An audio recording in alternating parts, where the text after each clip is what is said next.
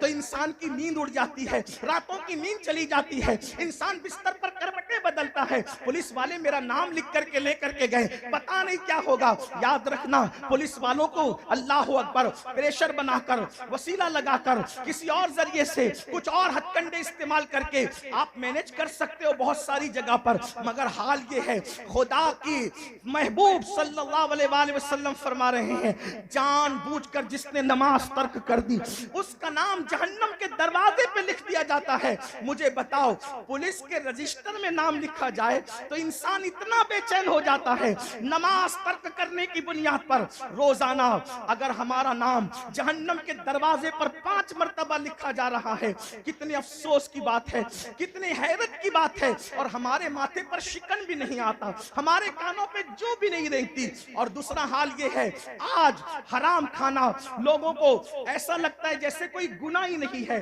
الگ الگ انداز سے سود کے دھندے کیے جا رہے ہیں۔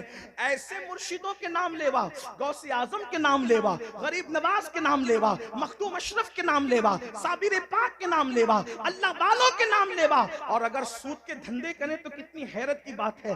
کیا مسلمانوں تک اللہ کے رسول کا یہ فرمان نہیں پہنچا کہ اللہ اکبر، جس نے سود کا ایک لقمہ کھایا گویا اس نے اپنی ماں کے ساتھ 36 مرتبہ زنا کیا۔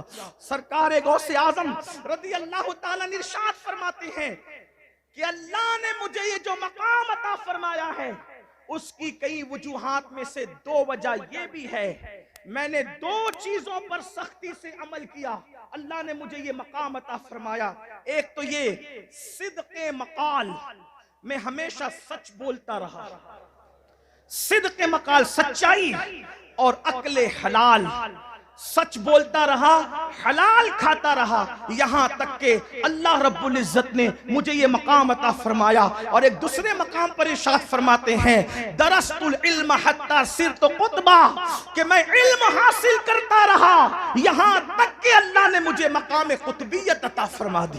نماز کی پابندی، حلال کو لازم پکڑنا، سچائی کو لازم پکڑنا، اور علم کی طرف پیش رفت کرنا، علم کی طرف آگے بڑھنا، علم کے حوالے سے علم کو اہمیت دینا، تعلیم کو اہمیت دینا، یہ خانقاہ ماہریرہ کا پیغام ہے۔ ہمارے ماہریرہ کے سرکاروں نے اعلان کیا آدھی روٹی کھائیں گے، بچوں کو پڑھائیں گے، اور ساتھ ہی ساتھ حضور امان ملت نے اس میں یہ بھی ایڈ کیا فرض علوم جو ہے وہ کورس اپنے بچوں کو کرائیں گے۔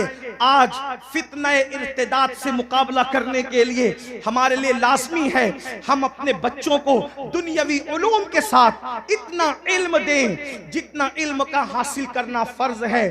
بڑی معذرت کے ساتھ اب حالات یہاں تک پہنچے ہیں کہ نکاح کے موقع پر جب دولہے کو کلمہ پڑھایا جاتا ہے تو آج ہمارا جوان اتنا سج دھج کے آتا ہے، بہت سارے دولہے قاضی کے پڑھانے کے باوجود بھی صحیح طور پر پہلا کلمہ پڑھنا نہیں جانتے۔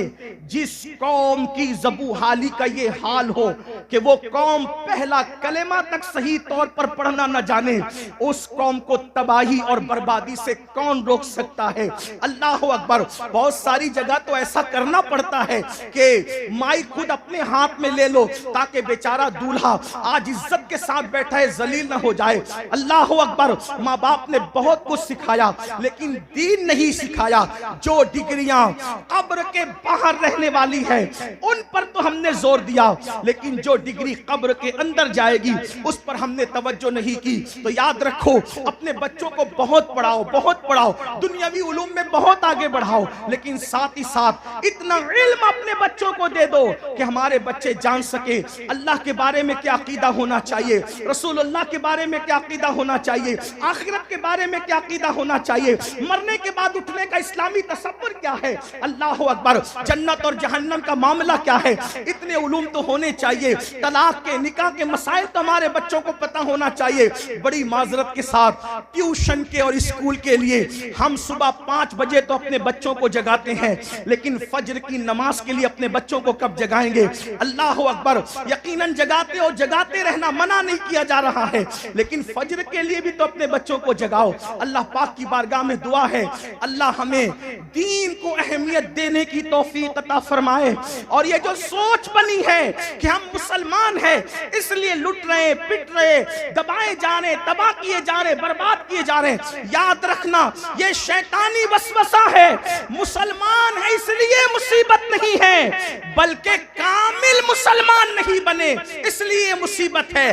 جس دن مسلمان سچا مسلمان بن جائے گا اس دن انشاءاللہ ایک انقلاب ہوگا۔ لوگ کہتے ہیں مولانا تعصب کا دور ہے، یہ دور ہے، وہ دور ہے، وہ دور ہے۔ میں کہتا ہوں یاد رکھ، لوگ کہتے ہیں لوگ ہمیں بس میں سیٹوں پر جگہ نہیں دیتے، تعصب ہے۔ میں کہتا ہوں جو تجھے بس میں جگہ نہیں دیتا وہ صاحب البرکات کے یہاں پھول لے کر کے کیوں آتا ہے؟ صاحب البرکات پکار پکار کر کہہ رہے ہیں میں سچا وفادار رسول بن گیا۔ تعصب کے اس دور میں بھی منکر اسلام پھول چڑھانے پر مجبور ہے۔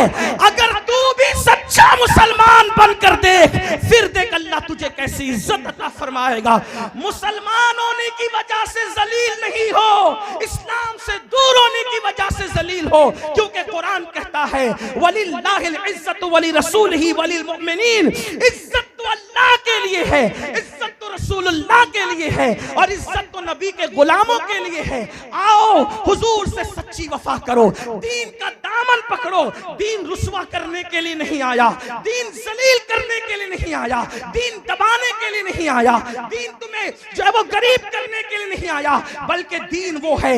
عرب کے صحرا نشینوں نے جب دین کا دامن پکڑا تو عرب کے صحرا نشین کیسر و کسرا کے تاجدار بن گئے، جو نہ تھے خود راہ پر اوروں کے ہادی بن گئے۔ کیا نظر تھی جس نے مردوں کو مسیحا کر دیا؟ دین نے عزت دی، دین نے وقار دیا، دین نے مال دیا، دین نے دولت دی، دین